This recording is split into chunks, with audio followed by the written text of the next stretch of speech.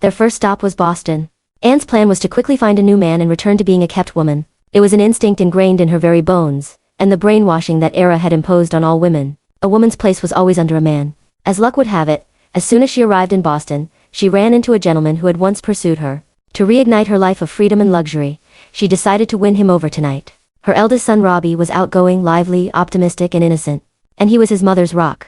Only George was cold and sarcastic, thinking his mother was completely out of her mind.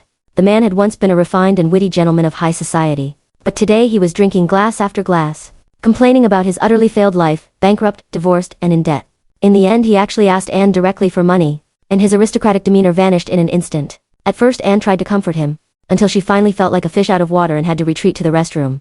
To process the shock of what had just happened, she was terrified that one day she might end up just as pathetic. She quickly pulled herself together and returned to the dining room, only to find that the man had already vanished. Anne sat back down gracefully, only to discover that the money in her purse had been stolen by the man. Her first step toward a new life had already fallen through. She couldn't even afford the bill. The waiter followed closely behind Anne, afraid she might try to skip the bill. Just as Anne was feeling both embarrassed and helpless, a colonel walked over. This gentleman graciously came to Anne's rescue. With just one glance, Anne decided the course of the rest of her life, and quickly became engaged to the man.